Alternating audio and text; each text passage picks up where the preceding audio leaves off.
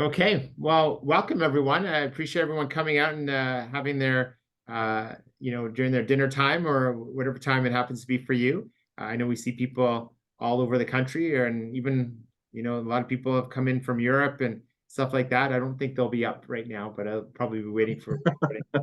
So, yeah, my name is Diamond Fernandez. I'm your founder and director of the HeartFit Clinic. And as you know, we're in clinics in Calgary, Edmonton, and Vancouver.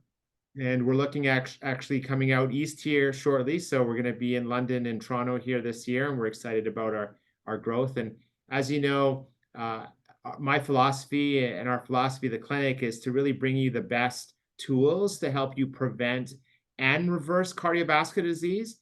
And one of the things that are very important as we talk about cardiovascular disease today, we want to talk about inflammation. When we talk about the lining of the artery wall, the inside of the artery wall is all skin, and I talk about it like the skin on our face. And there are hundreds of things that can damage that lining of skin. And if we were to attach all your arteries together, it would go around the world not once, not twice, but almost 3 times. And many of you have heard me talk about that part of it before. And the reason why it's so important when we look at this, 1 second here. I got it.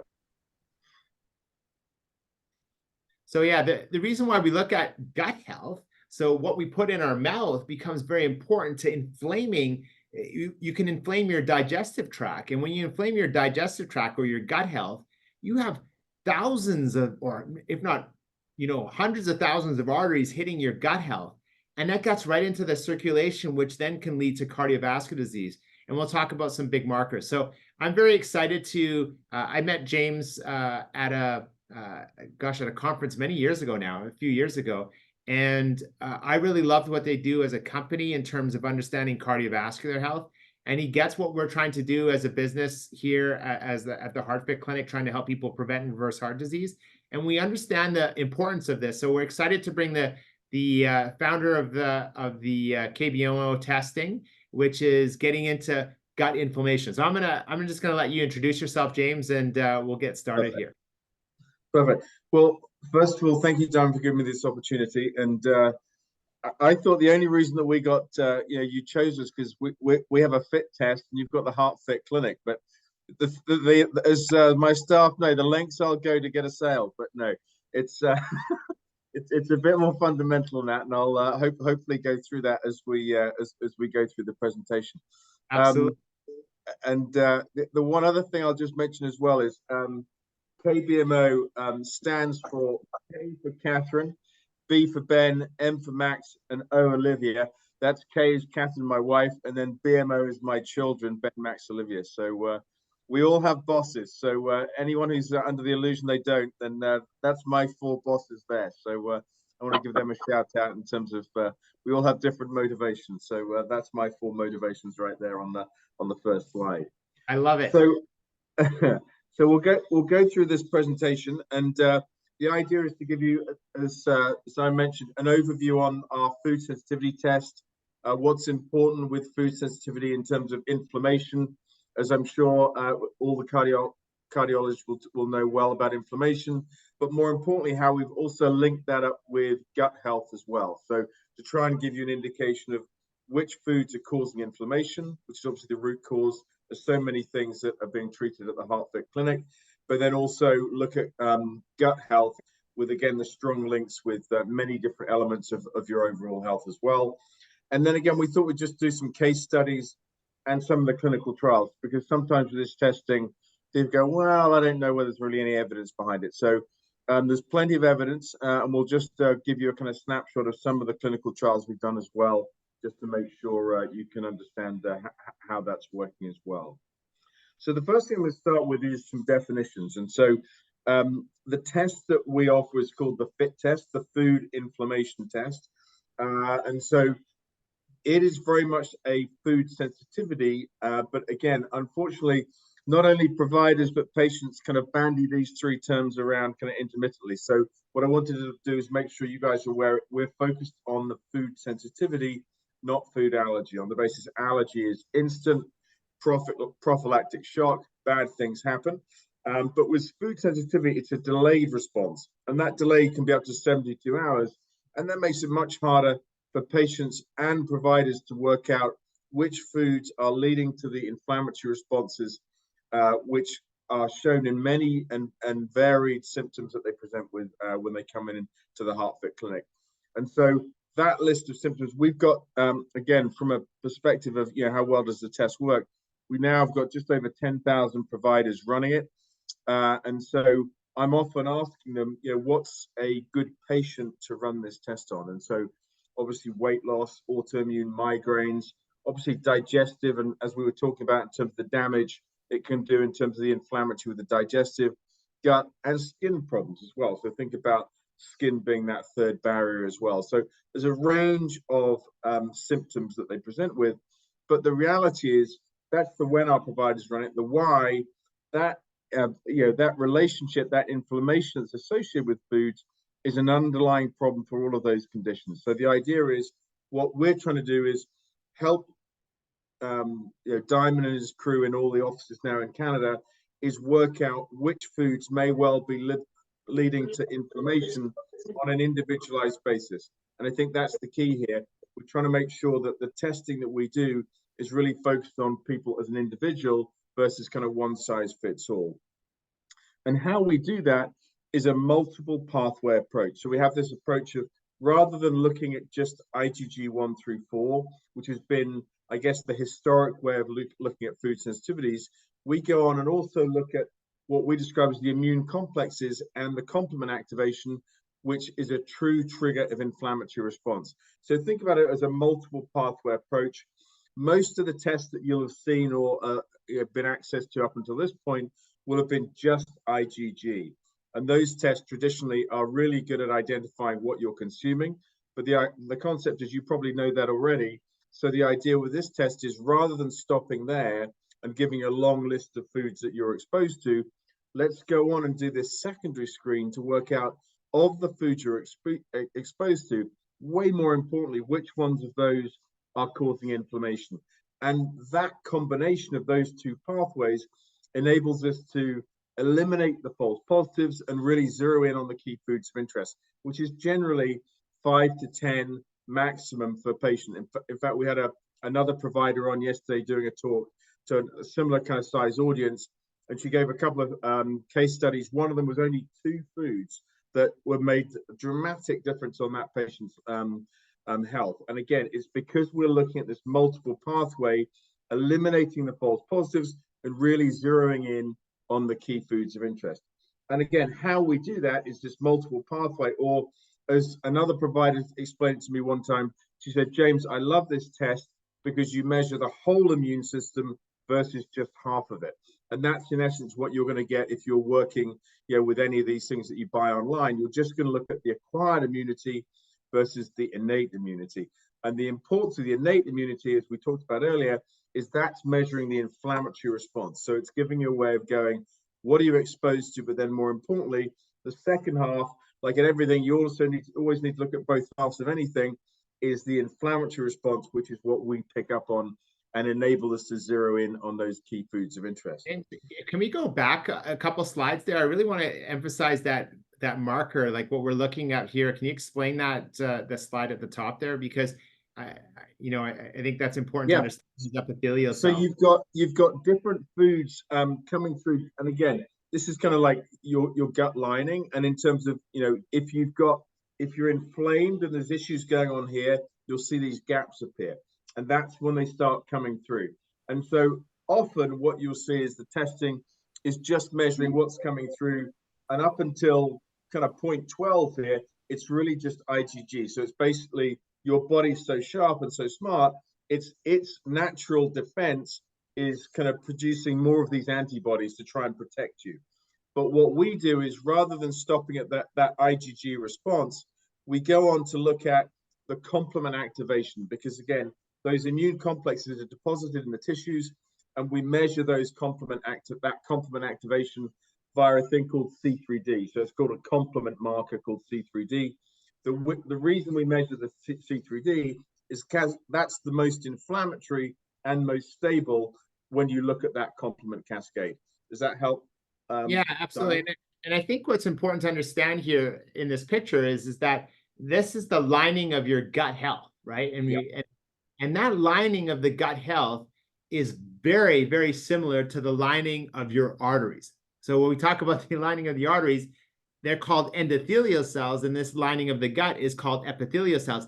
And there's a lot of vasculature or basically artery flow. And the reason why it's so similar is because there's so much vasculature that goes into the gut. And this is why it's so important what you eat can then right away inflame the artery health. And this is why this link is so important. So anyway, I just wanted to bring that out.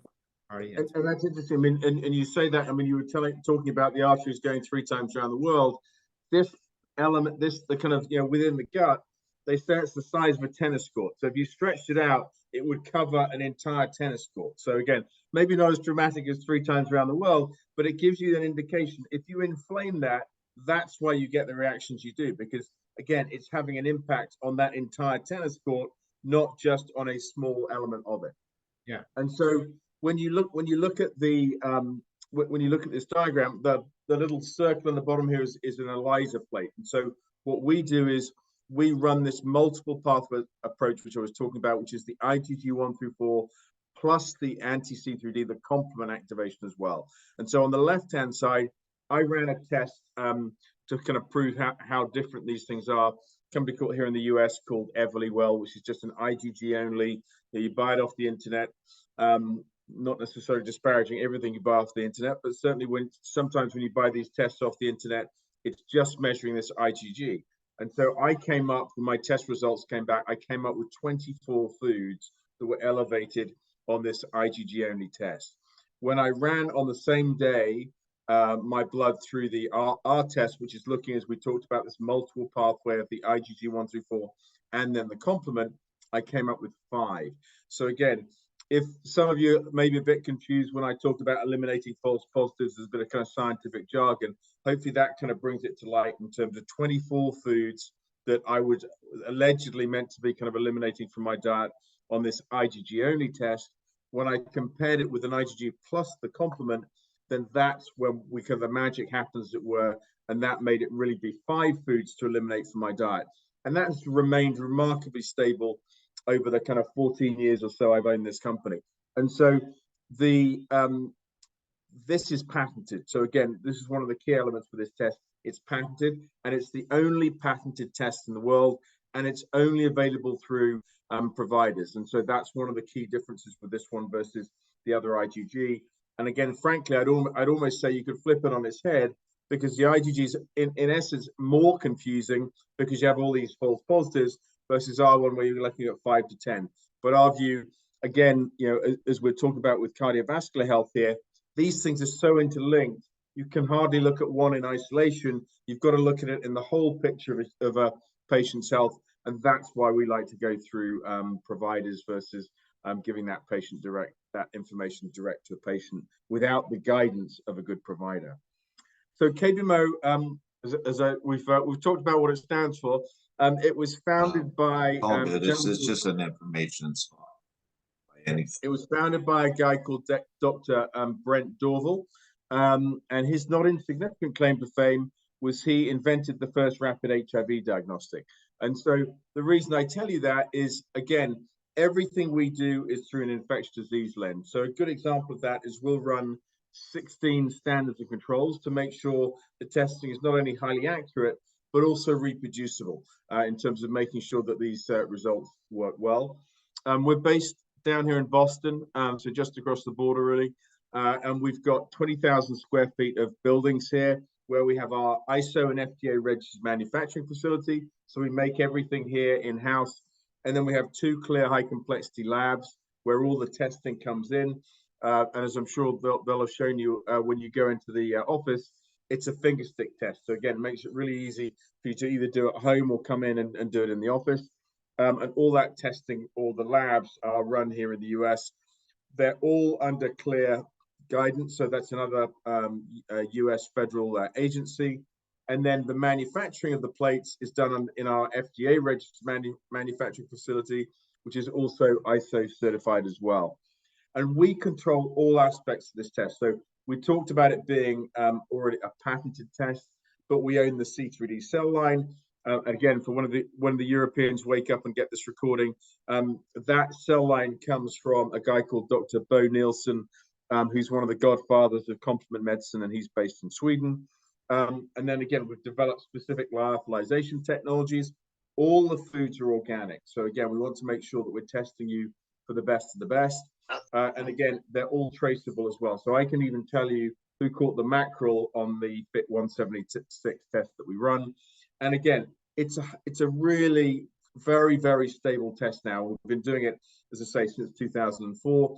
And so stable, we now have labs running it in Mexico, Brazil, Beijing, Chengdu, just outside Beijing, and then also obviously here in Boston as well. And one of the sites, in fact, the Chengdu one, we'll talk about a bit later in terms of some of the data that they've generated there in terms of, again, the robustness of the testing in other people's hands. So moving on, I think, perfect. So we offer 3 different panels, and I think that's what they're going to offer in the clinic. So we have the Fit 22, the Fit 132, and the Fit 176. And those numbers are associated with the number of foods, colorings, and additives that we measure. So the group in yellow here is the 22, the 132 is the yellow plus the green, and then everything on this chart is the Fit 176.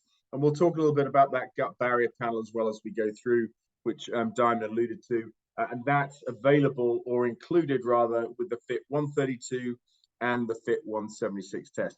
And you'll see this chart in all the clinics. So it's laminated. So again, I know that's not an AI term, everyone. It's an old-fashioned laminator that we have in our office.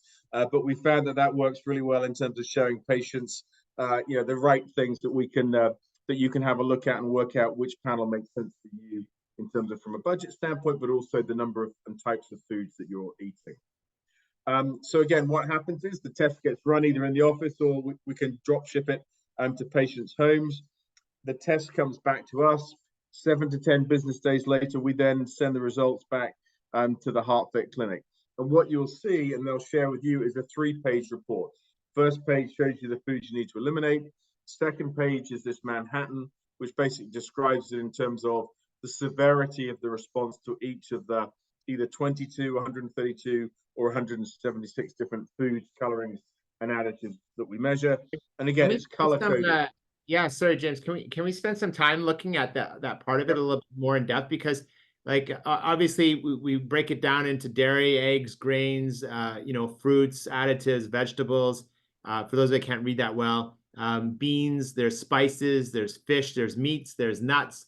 There's extracts. There's seeds. There's shellfish. So all these things are broken down. But can you talk about them as groups? But then also talk about, what does that mean if it's moderate versus high versus severe? I mean, obviously, when you come into our clinic, we're going to talk about what you should be doing. But as we're stating this now, it's nice to be able to talk about it as a group, just to show, like, what are some things that we should focus on, and what do we need to worry about, and that part of things. So, yeah. Yeah. So when you get your results back, it's always a bit frightening because it's your name on the top of it. So generally, that means that increases the attention span for all of us.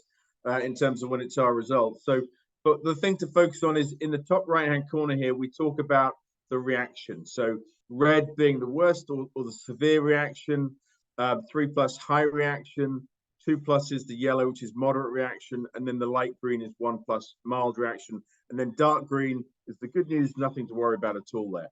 And so when I say worry, that's probably an overstatement. The good news about a food sensitivity, it's not for life. It's for a period of time that you're going to eliminate it from your diet. And so what it's indicative of is that your reaction is higher in terms of the inflammatory response that you'll have linked to the 4, the 3, the 2, and then the 1+. So obviously the most severe reaction is the red, and the mildest one is the 1+. And so generally what that means is we talk about eliminating foods for a period of time. And so generally what we've seen, the best time period that you're eliminating a food for is between 3 to 6 months. And so that gives you a way to make sure, again, from a perspective of making sure everyone their heart rate doesn't go up when they see these results, is this is not forever. This is for a discrete period of time, which is generally that 3 to 6 month period. that you eliminate that food so you give the gut lining, in essence, a chance to heal, because what you're trying to do is make sure you reduce that inflammation, which is really, if you think, the root cause of the symptoms that you may well have come in presenting with when you come into the clinic. So the idea is we're trying to work out on an individualized basis which foods are causing you inflammation, and that inflammation is really what we're talking about in here in terms of the height of that column, in terms of to kind of work it out. And so the front page of the report you'll see for most patients will just list out those foods, but what we've done is put it by grouping. So again, it might be a lot of fish, or it might be the dairy or the grains might be elevated. So again, what we're asking you to do is then eliminate those foods from the diet for generally, as I say, 3 to 6 months. What we've seen the best results is when we have providers taking them out for at least 3 months. And the reason we talk about that timescale is because if you look at IgG on its own, the half-life is 24 days. So what you want to do is eliminate it for 3 to 4 half-lives, and then that way you know that you've really cleared it out of your system, and you're giving your body the best chance of success in terms of eliminating that inflammation and hopefully the symptoms that you're presenting with when you come into the clinic. The other key element that we also measure, as well as those as well as the foods, is these colorings and additives. And what you see is these appear in kind of almost like a 3D world. So if you think about it, you'll see these colorings and additives in processed foods. Increasingly, they're coming up in supplementation. And thirdly, think about them in terms of personal hygiene. Here we go. Last one. Here we go. Got that one. You get it? Oh. Yeah, there we go. Good. The third one you'll see is personal hygiene products. So think shampoo, think washing powders, think things like that. So again, a good example of that is we had a provider I was talking to the other day who was saying that they had a 10-year-old boy came in, very lethargic, and as most of you know, that's not the standard state of a 10-year-old boy. So we did a test on him, or she did ran the test on him, and he was 4+, so in the red for benzoic acid. And so they worked out that was in his shampoo and his mum's washing powder. So when they took that out, within about 6 weeks, he was back to his normal self. So the reason I tell you that kind of example is twofold. One is, the importance of looking at what those personal hygiene products, as skin is one of the third barriers that you always need to think about. But also on top of that, some people will say, well, you should do an elimination diet. Well, there's no elimination diet that I've ever come across that said, well, let's start by eliminating benzoic acid. So again, it's one of those things where these colorings and additives, in the modern world that we all live in, it's impossible to kind of fully get them out of your system because they're everywhere. So that's why it's important. And I think another differentiator with this test is thinking of those colorings and additives as another element that you need to consider in terms of vascular and cardiovascular health. So the other thing that we do from a compliance standpoint is we provide you with a 7-day meal plan. And so that we've got a team of meal planners that develop these, and again, individualized per patient. So the idea is that we remove the 4s, the 3s, and the 2+ that would have come up on your report, and we develop these meal plans so you've got a path forward on the basis, rather than, and again, as Diane will be fully familiar with, for most patients when they run one of these tests, the first question is, oh my gosh, what can I eat? So the idea here is, rather than everyone they're being in a kind of uncomfortable silence in the room, the idea is to provide you guys a 7-day meal plan, so you've got a route forward in terms of what you might want to consider consuming based on your individual test results. So I think that's an important thing. We're constantly looking at ways we can individualize everything to improve your patient care. Yeah, and I'm happy to share my results if you want to, but it's very important to be able to look at that and to be able to see what's happening, because now I can see options of what I can have for breakfast, what I can have for lunch, what I can have for dinner based on my individual profile. And so that's what makes this so unique, is the adding in, you have the ability to add in that meal plan on that. So it's great. Thanks, James. No problem. And then the other thing we've done is, and again, I suspect, of everyone who's turned up on this phone, the one thing all of us have in common is, we're interested in trying to find out a bit more about, gut and heart health. But the other thing is, I'm sure we've all got a smartphone. So one of the things we decided to do a few years back was, rather than just give people a paper copy of their results, put it on their phone, on the basis that everyone wanders around with their phones these days. So let's put the information on their phone so you've got it wherever you might be. And our thinking really was, we put the meal plan on here that we just talked about, because again, if you're grocery shopping, what do you have with you when you're grocery shopping? I will guarantee you forgot the list that your wife gave you, but you will always have your cell phone. So the idea is that gives you a way of making sure you have that information. The full test results are on here as well. So you can check to see what you were tested for and find out which ones were positive and which ones were negative, just as importantly. And the other element that we found is it's been really helpful when you're out for dinner or around at friend's house, just to check, which foods that you promised that you would eliminate from your diet, because again, if it's on your phone, it gives you a way of showing it to you. The other nice thing is, again, you can share it with your friends and family, because the great thing about this test, it's really there's no judgment attached to it. So it's not your cholesterol through the roof again, you've obviously been eating poorly. This is what we're doing here with this test. You're going the extra length to go, well, that's interesting, but I didn't realize that maybe salmon was the cause of my inflammation. But what I did is I did this test and worked out on an individualized basis which foods are causing me an inflammatory response. And so that's the great thing here. There's no negative judgment around if you're sensitive to milk, eggs or salmon or whatever it may be. It's you taking a really smart step about going, I want to take control of my health. And one way I'm going to do that is look at my diet, given that has an overarching impact on all my kind of body systems.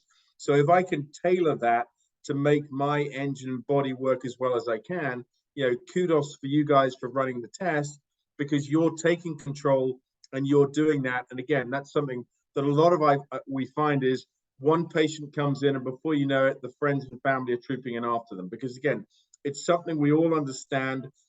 There's no judgment attached to it, and it's something that actually is giving you a really great way of taking control of your health in a really positive way. So again, we'll just talk about some of the case studies now, and hopefully this will work in terms of the sharing. I've just taken a couple.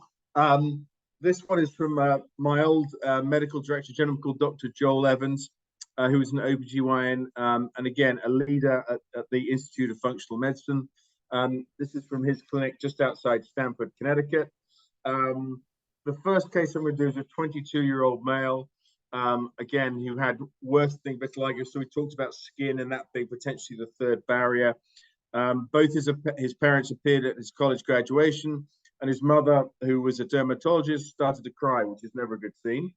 And so again, this was the four gentlemen involved. We tested him. You might start seeing some familial links here. It was Spencer Evans, and Joel Evans was his physician in charge. So he came up for cow's milk, egg white, lemon, salmon, beef. So again, some of these proteins, flounder and pork, but the eggs and the cow's milk. And so he eliminated those from his diet. And again, as I said, you could see the ones that he was sensitive to. So this is in essence the front page of that report that we were talking about. So when you look at it, that's how it comes out in terms of, it'll give you the three main categories for you to kind of work out which on your test are elevated. So this was 4 months later. As you can see, a massive clear up in terms of his skin reactions based on just the sole issue of eliminating these foods from his diet. So again, the second case that Joel shared with us at the time was a patient called Kimberly. Again, came in, got tested, and what we see clearly here was gut issues, IBS most likely. And so suggested a number of treatment outcome or treatment paths. The FIT, which is obviously the FIT test, Nutraval, and a stool test as well was recommended. As you can tell in the notes, maybe not the most compliant patient in terms of she was talked through all the other things. She did do some blood work, but more importantly, she did do the FIT test on that day. So for her, she came up with kind of the wheat, so whole wheat gluten.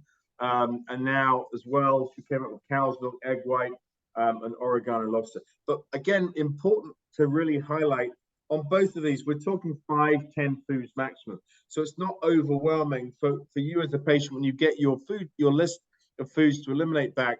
It's not the 25 that I described earlier that I was given when it was an IgG only test.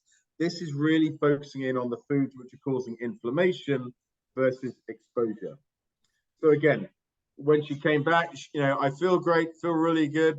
Everything was going well. So hopefully you'll be able to hear this. I think I've adjusted the sound so you will. So hang on, have I just gone back? Hang on, or maybe we just took it out. No, no, here we go. Let me just try this.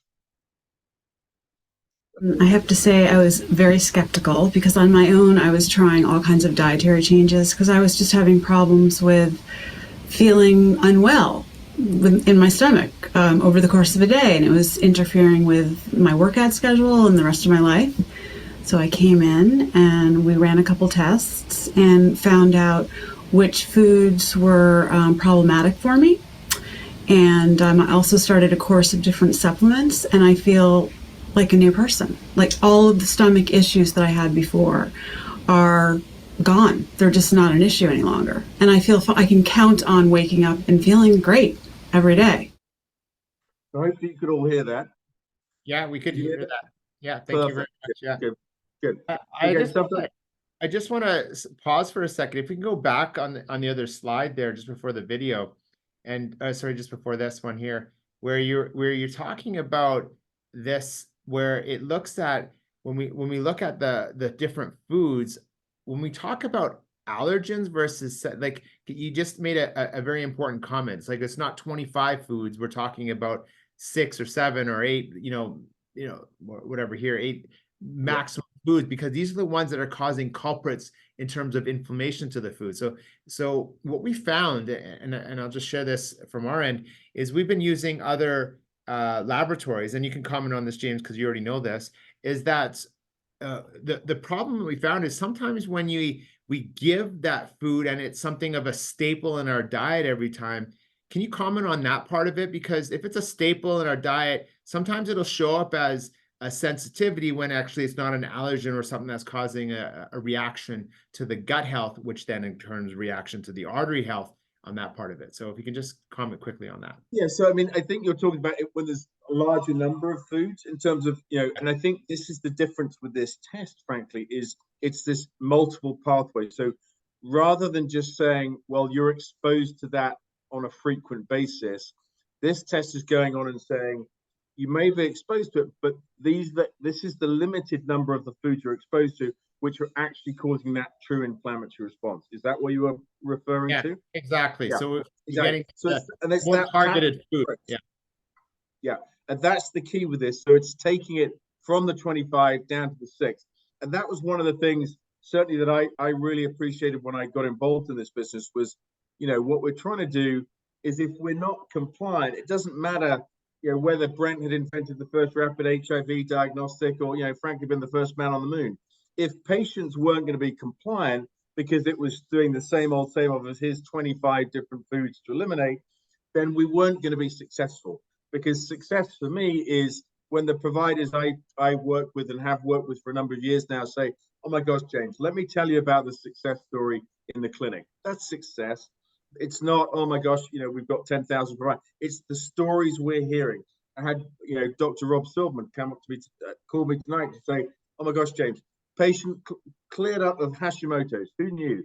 And it was the daughter of a chiropractor. So again, what I love about this test, it's not the be all and end all, but it certainly helps direct patients in an easy to use manner, which makes them feel confident of the outcomes because it's limited to a handful of foods, which really enhances their ability to be compliant if they want to. And I think that's critical, is most of us want to make a change, but even if it's coming from Dr. Diamond, if it's 25 foods, the likelihood goes down exponentially. Whereas if it's 5 or 6, I'm going to give them a chance. And so I think that's really where we see the maximum benefit in terms of some of the great outcomes from the study.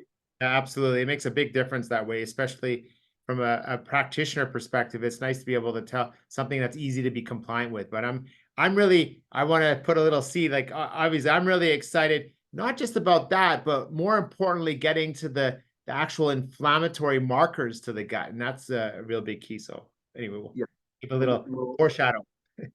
Perfect.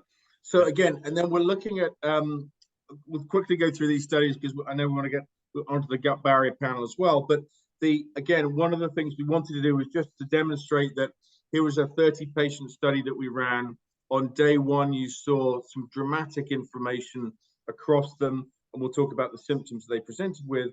But more importantly, when you look at those on average 11 months later, a dramatic reduction in inflammation, which again, the scientists in my team were very excited about.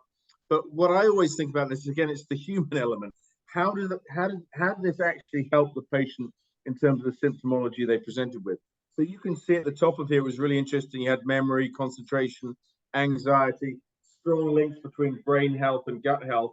But again, what we saw, which was fantastic, was a dramatic reduction in terms of the symptoms that these patients were presenting with in a very short time period. So again, and I'm sure they've gone through a number of different providers before they got to this one. So again, we'll share these slides with everyone afterwards so you can see this in more detail. But the key was a lot of people started with lots of symptoms. By the time we reviewed them again, dramatic reduction. I've got this one in here again because we talk about that gut-brain axis. And again, it's really critical. You know, we talked about, and Dr. Diamond did a great example of the similarities with the gut and the cardiovascular health. It's really the same with brain health as well. And I think that's why when you look at some of these symptoms that we're talking about, memory, concentration, anxiety, mood, and depression being the top ones, that link is really alive and well with brain health, but more importantly for tonight as well with cardiovascular health as well. So this next study we did was an IRB approved study looking at IBS, which is a really big problem in North America. We did here, rather than just the US, we included some stats here for Canada. So again, ER visits, again, quality of life is really tough in terms of the number of times patients have to go to the physician as well. So we did this study under a gentleman called Dr. William Esselthy. It was an IRB approved study, which again, I hope IRB and IBS isn't too confusing for everyone, but IRB just means it was totally independent. So it wasn't run by us. We had a third party run the study. We just did the analysis completely blindfolded of the patients who were in it. There was 100 patients, 50 in the control, 50 in the intervention group. And the key here is in the intervention group, we saw a dramatic reduction in a thing called the IBS severity score, which for you guys basically just means the symptoms. So symptoms improved dramatically. And then again, we're talking about cardiovascular health here tonight. And so what was really interesting is we also measured homocysteine and high sensitive CRP. And both of those came down dramatically in the intervention group. So again, the links between cardiovascular health and gut health and something like IBS, which you wouldn't say is a cardiovascular disease, but from where we sit, we're trying to reduce the overall levels of inflammation. And so again, we're really pleased to see reduction into what I would say cardiovascular markers that again, Dr. Diamond could talk to for a long time, I'm sure, about either one of those. It was good that both of them came down for the study. Again, back to the patient quality of life here, 50% reduction in primary care physician visits and specialist office visits in the intervention group. So again, we're giving them their life back in my mind in terms of, because again, they're not spending their whole time trying to work out what might be going on in terms of their IBS. So again, we compared this with a couple of other, I would say, types of testing rather than companies specifically.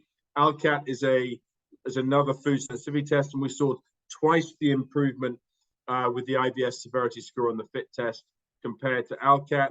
And then we saw a 50% improvement versus the IgG only. And again, I'm sure because we're eliminating those false positives and giving it a much smaller number of foods for the patients to kind of focus on, all these things help drive better clinical and patient outcomes, which is really what we're all about anyway. The last study I'll quickly go through was one that we did last year, which again, we talked about. We have this lab that's running the test just outside Beijing in a place called Chengdu. Again, what we provided them with was the components to run the test. They ran the testing in Chengdu themselves, and they did it last year. This is a kind of complicated slide, but all you need to really take away from it is 74 patients. We kind of put on a 3-month. They put on a 3-month elimination diet. So again, and what you'll see, again, a general split in terms of gender, male, female, and the ages. And then in terms of what was interesting, they took all comers. So you had 60% with gastro issues, dermatitis, rhinitis, joint pain, insomnia, headaches, fatigue, and weight loss, and other as well. And so what we saw, as I mentioned before, they ran the test, they eliminated those foods, minimum of 6 weeks, generally 3 months is what they went for. And then they look to reintroduce them. And again, sometimes patients want to know about reintroduction. So we've eliminated the foods for 3 to 6 months. And generally what you're doing is you're having a few servings of whichever food you eliminated. You wait 72 hours, make sure the symptoms don't return, then you move on to the next food. And so that's what they did in this example here. And so what hopefully you can see from these results is we saw an 82% improvement in this study that was run totally independent by KPMO. We just provide the test to them in a lab in Chengdu in China, which I'm actually visiting in the next couple of months. So again, dramatic improvements based on the elimination of the foods and that elimination diet for a 3-month time period. So what we're now going to talk about is some of the new tests we come out with. So the Fit 176, again, is our largest panel, and we developed this over about an 18-month time period. We worked with just over 400 providers. And what they came back with was they'd like us to do a deeper dive into wheat. So we added gliadin and some of these ancient grains into the panel. There was then an interest in some of the supplementation that's handed out. So if you think of things like acai berry, goji berry, monk fruit, and stevia, they're in a lot of the supplement powders that are out there. We upgraded the vegetables. So again, certainly what we see in the US, and I'm sure it's happening in Canada now, Brussels sprouts has moved from a once a year kind of thing to ubiquitous in many restaurants up and down the country. And then the other thing we did, again, omega-3 is one of those things that a classic anti-inflammatory given widely. And so we decided to measure the 3 main ingredients of omega-3 to make sure that we weren't, providers weren't putting patients on an anti-inflammatory, which in turn turned out that it was actually inflammatory in that patient's case. CBD, big issue here in the US, maybe not quite so yet in Canada. And basically this list of an additional 44 foods are all healthy. And so what we found with that 176 is that we found patients who are looking for a major reset have found this useful because it gives us more foods to meal plan off. And then those who are looking for whatever improvement of the last 10 or 15% and whatever their health journey may be, they may well be eating some of these foods. So we wanted to make sure that we were testing them for them as well, rather than just assuming that they were good for them in terms of healthy. So now moving on to our gut barrier panel, which we talked about earlier in terms of being attached to our Fit 132 and our Fit 176 tests. As I mentioned, I got involved about 14 years in running KBMO. And one of the things that I did at that point was I'd go up to New Hampshire and talk to some of our clients or potential clients up there who'd say, James, we love the fact it's patented. We love the multiple pathway, which is eliminating some of these false positives, which is really helpful. But for some of these patients, we just think they've got leaky gut, so we don't test for that. So I kind of got left with that kind of idea of we're not testing for leaky gut, we're just guessing that we might be kind of on the right track based on the number of positive foods that we're seeing. So and that's really, yeah, sorry to interrupt, but that's really important to understand, because this is how now our previous testing, I mean, it's valuable. You got to find out where sensitivities are with your food, but this is a very important thing because now we can get to the actual gut barrier and see what's inflaming the gut and actually tell you if you're negative or positive for having leaky gut. So yeah, I'll let you go on. Perfect. This is where the studies talk about with cardiovascular disease too, right? So yeah, exactly. And so that's the neat thing about this now is we're looking at, again, what came first? Was it leaky gut or food sensitivities? No longer do the Heartfit Clinic have to guess that. they can run the test, and it gives you that information for both elements. And so Candida we use as a kind of early indication of some level of dysbiosis going on in the gut. The zonulin and occludin are linked to those tight junctions. So back to that diagram that we were talking about that looks like vascular kind of health as well. This is looking at those tight junctions to say, from a zonulin is a marker which tells you how well they're functioning. So they're opening and closing as they should be. And then the occludin is a marker that tells us, are they structurally still sound, or if they've started to come apart. And then LPS is something we added about 6 to 8 months ago now, which is called lipopolysaccharides. And we'll go into that in a little bit more detail, but it's a great indicator of gram-negative bacterial activity. So again, it's another indicator to kind of give the HeartFit Clinic a great way of working out, is it leaky gut, or actually are they inflamed via the diet? The gut's intact, which is great to know. Let's just focus on eliminating those foods and whatever supplementation we're going to give around that. You look like you're going to say something there. Yeah, and I was just going to say, when you look at that part of it, this is where the data shows the most with the LPS, with lipopolysaccharides. So this is what excited me the most, is because there's the most background or data on this bacteria and artery disease. Fantastic. And then again, the way that it'll be explained to you when you come to the clinic, if you're positive on the IgA 1 and 2, that generally means IgA is a secretory marker, so generally found localized in the gut and early stage. If it comes across to the IgG 1 through 4 and complement, generally it means it's been going on for a longer time period, and the symptoms that you'll see are more systemic versus what you saw with the IgA 1 and 2. So again, we've tried to simplify it as much as possible. There's a lot of really valuable data, but again, just to make sure that we can make it clear for you guys, the patients, so you understand positive. Again, I learned a long time ago, frankly, as myself a patient, I'm going to admit something which, again, hopefully Diamond's sitting down when I give him this number. But when I first bought the company, I got my triglycerides were above 400, which is not a good place for them to be. And so I ran the test. I worked out my egg, milk, and wheat were the 3 kind of main culprits for me. My primary care at the time told me to go on a drug, and I said no, because triglycerides is linked to lifestyle, diet, and that kind of thing. So I eliminated those 3 things from my diet. I got tested 6 months later, and they were under 100. So again, the strong links between diet and cardiovascular markers linked into these kind of things. It would have been great if at that point I'd known a little bit more about my gut health as well. But it was good to see the links between triglycerides and this health. But more importantly, it was a number that I didn't even know how bad that was until I told the cardiologist, who kind of slightly was shuddered at the number. So the reason I didn't add numbers here was just keep it easy. Let's go positive, negative. Then we can all understand if it's positive, I need to kind of do something about it. I'll briefly go over this, the zonulin test. Can we just go back to the last slide quickly, just to show the difference between IgG 1-4 and IgA 1 and 2, that just the difference between those 2 columns very, very quickly. I know it's just a quick summarize. Yeah, no, so that's IgA 1 and 2 is a secretory marker. So generally it indicates that it's still localized in the gut in terms of whatever may be going on, and it's early stage.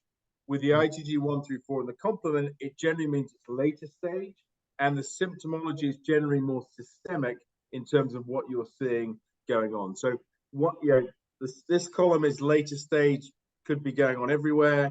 The IgA is an early indicator of maybe not panic or worry, but just something's going on. Let's make sure we treat that in terms of early stage versus maybe going on for a bit longer. Yeah, and I think there's a couple of questions that came in that are very particular to this point now. And so this is where I kind of wanted to bring it up, because people were talking about lectin and then also oxalate foods. Can you comment on that quickly? I don't know if that will be able to go through that part. Yeah, so I mean, with lectins, obviously we're measuring tomatoes and a number of those seeded foods anyway, so you'll see them come up.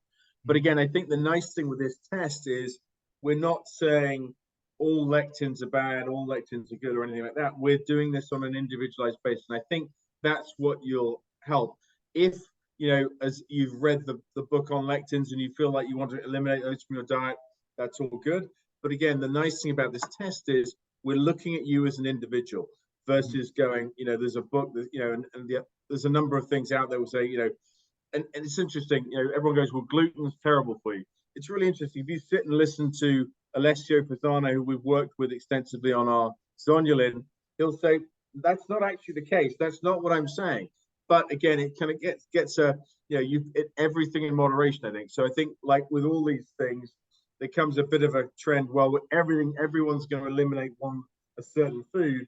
The idea is, let's make sure we look at your test results to work out, do you really need to?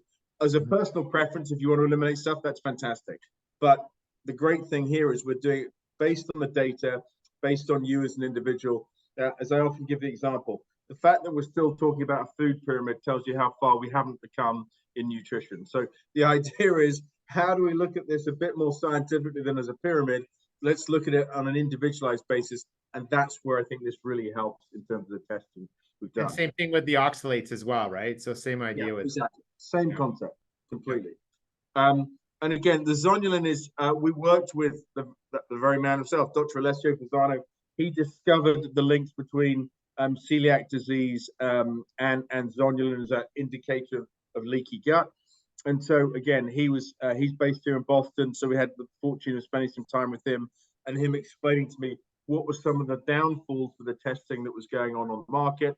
And so again, we used our very own Dr. Brent Dahl and him. So the dream team, as it were, in terms of develop a new assay, which is what we did in terms of, we went back to the basics and have developed our own zonulin test, which is very stable, doesn't cross-react with a number of things, haptoglobin properdin, for example.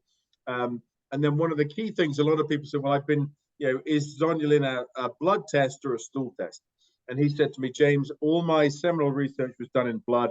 So on that basis, it was good enough for me as well. So that's how we kind of developed it. But to show you an indication, yes, we have a patent on our FIT test.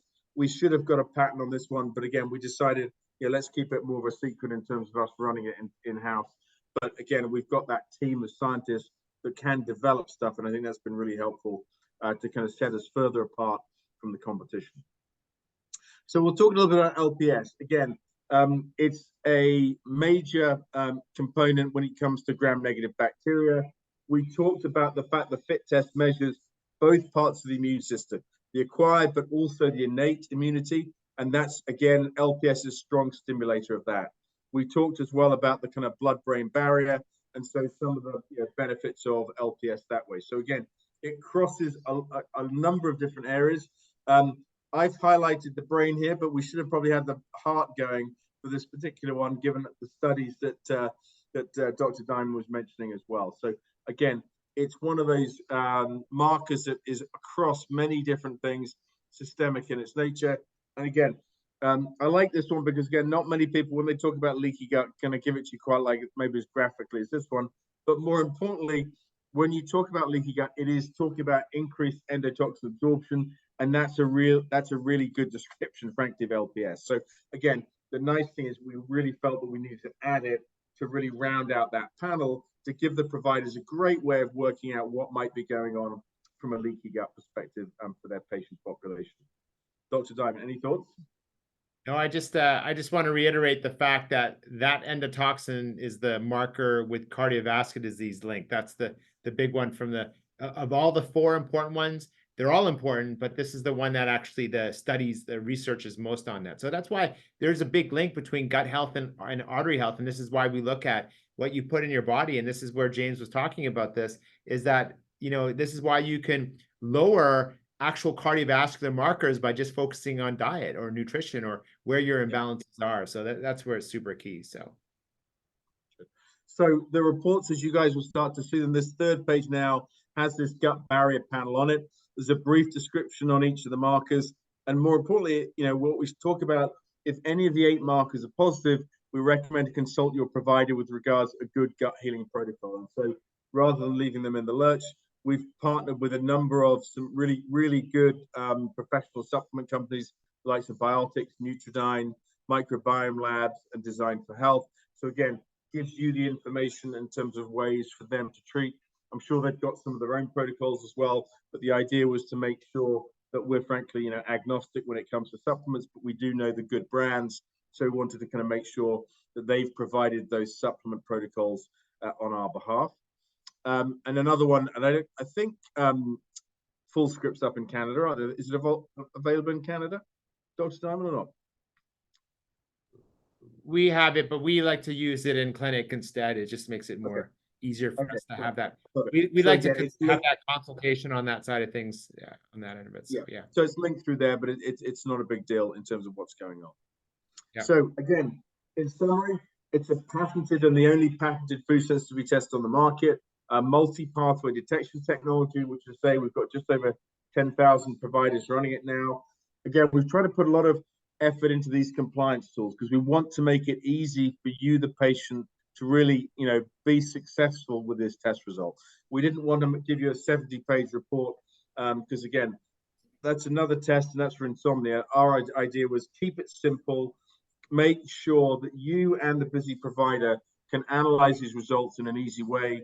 Let's give you a meal plan, which helps you in terms of kind of take control of your own diet, and also then put it on your phone so you've got a chance of making sure that you're always aware of what might be going on in terms of from a results perspective. As I kind of illustrate there, we've done a number of clinical studies showing the robustness of the testing and some really outstanding clinical outcomes. And again, I see that on a daily basis. And, it's one of the real joys of my job is talking to our providers about some of the great clinical outcomes that we've seen, as well as doing them through the likes of an IRB approved study that we did for our IBS cohort as well.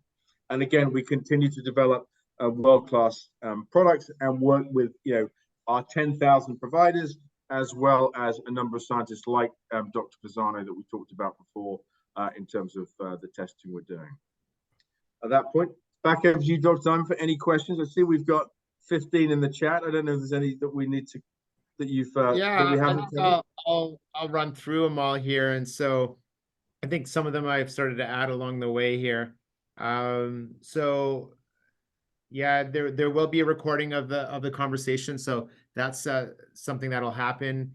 Some stuff would just, what would interfere with the reproducibility of the testing? That was a good question there. I thought I'd ask. So again, we've seen it be really pretty robust. I mean, sometimes it can be, sometimes they say there could be drug interactions, but the advice we've given providers and patients is sometimes people will be on a drug for a long term. And so what we say, that's your new norm. So again, if you're on a short course of something for less than 30 days, then what we recommend is finish whatever course of drugs you're on, and then 30 days later to run the test. So that sometimes could be an issue, but again, we've got a pretty clear way of how we deal with that, and that seems to work really well in terms of making sure we don't see any inconsistency around the reproducibility there. Sometimes the other one we're gonna wipe your butt for you. Yeah, we'll wipe it. That one. The other one that sometimes we'll see is patients will ask, I haven't been consuming something, or I've taken a couple of things out of my diet when I ran a previous test. But what I always make sure as a provider in terms of for the HeartFit Clinic, make sure the test that they did previously was not an IgE test. Make sure it was truly a sensitivity test, not an allergy test. And then what we recommend they do is have a few servings of it, maybe a month or so before they run the test. So again, we can then check to see how that food, is that still causing an inflammatory response or not. So those are some of the kind of concerns or questions. We don't expect people to eat every single one of the 176 foods before they run the test either. What we're generally trying to do is work out what's your current diet, which generally is leading to the symptoms that you present with. So we're trying to test for that versus kind of introducing too many new things that aren't necessarily relevant. Yeah, and I think if you've done previous testing with us, food sensitivity testing, or it's different. So micronutrients is not the same thing. So that's something different. But if you're looking at those tests, if you had those tests, I think it's best, and you guys always have that opportunity with us at the clinic, is if you have questions about your results, or you did it 6 months ago, 1 year ago, 2 years ago, 10 years ago, gosh, even 17 years ago, that's how old we are today, I think, or coming up in February. But it doesn't matter. we welcome you to come into the clinic, discuss your results, and talk about the next steps as to what is available and what you should do. And we did talk about, obviously, the differences as to what it does. To me, and I mentioned it now, is that, and I even talked to you, James, is that the reason why we have it is because I love the idea of having that gut inflammation panel. And I also like the idea of having that, the addition of having that 7-day foods so that people can have an understanding of what to do. So that is so powerful. So that's the reason why, and as you know, as a clinician here and as the founder of the clinic here, I'm always looking for better ways. And if I find better ways, this is why I bring better things to us so that we can be able to do it. It doesn't mean that what you had done back in the past is not good. It's just now we are finding better ways. And that's all there is to it from that end of it. So that's just our mentality here at the clinic. You know, And what we've tried to do as a company as well is keep evolving it around to make it make sense. Because you say gut health and inflammation and food make perfect sense to kind of align together to then give you a much better picture. And then the other thing we've done is, again, generally, once you've done the full panel, you can also look at redoing the gut barrier panel 3 to 6 months later. Because again, that's one that you might want to check to see, did I heal my gut? It was leaky. It's now, you know, can I check now, you know, given the supplement protocol that I've been put on, has that improved or not? So again, that's some of the kind of retesting we expect on the gut barrier, probably 3 to 6 months, probably 12 months or a bit longer in terms of the food sensitivity.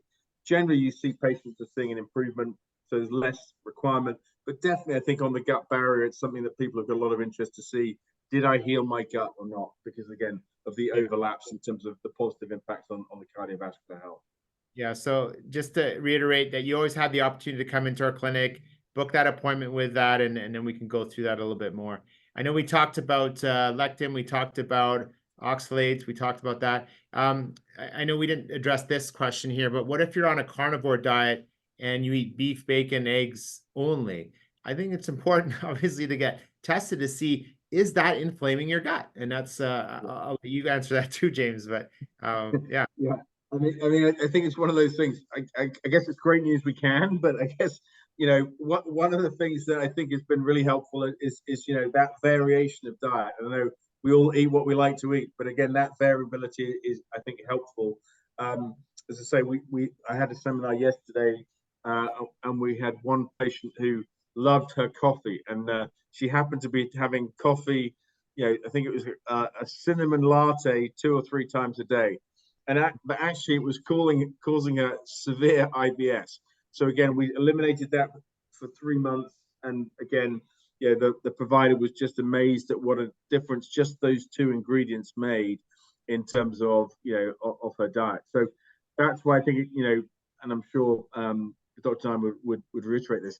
Probably worth getting tested to say, look, you know, I've gone paleo, but I feel terrible, but I should be, and I lost weight. Well, again, as effort in life, there's probably a balance in terms of how you get to those points. So again, so the idea is to test and measure, because not everyone should be or wants to be or anything like that. Like, the idea is to then get a little bit more just technical, just to get more scientific and data collecting as to what works best for you. So if you want to be on a carnivore diet, we might even find that, you know, maybe eggs are not the best part of that, or whatever might be the situation. It's about personalizing you, and that's the beauty about that. So yeah, I mean, it's so funny. I mean, so often we'll test providers, and I had one who said, look, you know, James, I know it's eggs, so I'm not even going to run the test, and we kind of persuade him to run the test. And when the results came back, his eggs were fine, but he was corpused for oranges, which, guess what, he had every morning with his eggs? Glass of orange juice. So again, it's worth getting tested to work out what actually is, you know, the key one for you, versus just assuming that, you know, you think you know it. Get tested. That knowledge is power. You know, to kind of work out how we can even further improve your health and individualize it more than we can from just general guesswork. Yeah. I see a question about, you know, having the test done, and there was supposed to be diet plans. This is stuff that please contact us or at our clinic. If you're in Calgary or Vancouver or Edmonton or wherever you are, contact our clinic. And like I said, we're happy to, like, we always meet with you as much as you want to be able to understand your results. And so that's key. And so if there's anything that needs to be followed up or something that's been missed or whatever be the situation, yeah, just reach out to us and we're happy to schedule that for you. So, and everyone's obviously has that capability. There's no charge to do that with you to come and do that with our clinic. This test is a bunch of test foods. You know, I don't think it's about never eating. We talked about getting a little bit more technical about the foods that you know, you stay away from for basically we talked about 3 to 6 months, and therefore gives you a body for your gut health to be balanced and healed. And I always talk about it: cleaning, lowering inflammation, and healing. That's kind of the 3 phases that we talk about in our clinic. And so those are the things that we would want to do to then get back to foods that you enjoy or what you might like to eat there. So,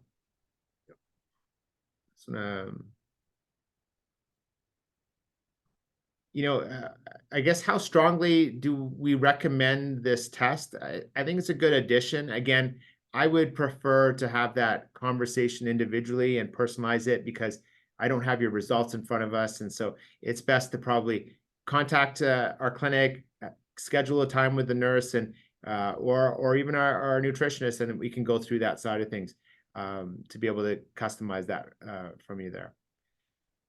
Can food sensitivities alone cause high blood pressure? I think inadvertently, from a backwards way. What would you say with that, James? I think it's a culprit, and there are micronutrients that are important that can cause high blood pressure. But maybe, James, I'll let you comment on the testing because you got more experience with that. Yeah, I mean, I would say the knowledge is, if you can identify which food is causing you an inflammatory response and you can eliminate that, I would say it's almost the other, from a chicken and egg, which came first. I'd almost say probably the high blood pressure, and the foods are contributing to that. The idea would be, if you can identify which of those foods are contributing to that, if you eliminate that, then I would suggest that would give you a great way, along with, I'm sure, the many other things that the HeartFit Clinic offers, to help reduce that greatly. So I wouldn't. It's a really good question, but I think it's more it's probably something you've already got. I guess, again, of course, if your diet is full of processed foods, maybe drinking too much alcohol, I don't know. I mean, there could be a number of things that take you to that point. But I think the nice thing with the test is it will identify which ones are actually contributing to the inflammation, as based on the kind of 4+ or 3+. Generally, that's what I would say, rather than I'm not sure I would say, if I ate bananas every day and that was the kind of my food, is that going to cause me high blood pressure? I don't think I would make that link. It's almost the other way around. I'm going to talk about 2 great questions here, and I'll finish up with that just so people can have a timing frame on that. And again, there'll be a recording. I really enjoyed this question here. Is that if you're allergic to a food and it would obviously, really hurt you or get into an anaphylactic shock or whatever, would your tests be able to see that high positivity not to eat that food? So I think it's a great question, because I'll talk about again, we're measuring a different pathway, because the prophylactic shock is an IgE.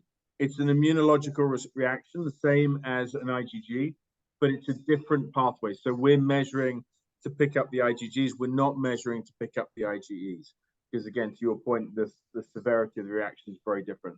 And that's in essence why I know some companies decided to look at allergy and sensitivity at the same time. From my standpoint, I think it makes more sense. If you're allergic to something, you probably know about it already, because it's an instant reaction.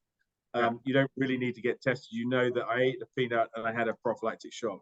With the food sensitivity, it's that delayed reaction of up to 72 hours, which makes it much harder to really pinpoint on which foods are causing that sensitivity. So there's a different pathway they're measuring, which is why we wouldn't anticipate necessarily picking up the IgE. Yeah, so IgA is the one that starts to look at like the allergens and stuff too. So that's important. Yeah. Okay, thank you. And then one last question. Are there any tests available to check for the health of one's microbiome? They're more stool tests. And I think, it has to be a stool test.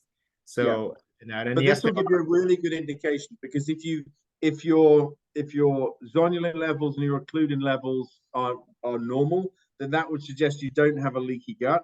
So probably the microbiome isn't where the issue is. However, that's why we added LPS, because if that would be elevated, then you might consider going on to doing a stool test. So I think my strong leaning on this one is this gives you a great way of giving you a steer to see, do you need to go on and do some more testing around the microbiome? But again, if all of those 8 markers are negative, so it's all green, then you're in pretty good shape, I would suggest. And we refer that out when it gets really technical into gut health. That's not our expertise. We're just looking basically at what are some culprits to be able to see. It'll give you a great screen to work out what's going on. Yeah. And you know, again, our philosophy at the clinic is that when we see foods or when we see what's happening, there are a lot of things that can affect us. There are a lot of toxins, there are a lot of things outside in our that can affect our gut health. The key is, you know, you always got to consider looking at a cleanse. You always got to look at maybe lowering inflammation, and that you can do with a lot of foods, right? And so we know that, and then healing the gut, making sure that we heal the gut. And I always talk about it in those 3 phases.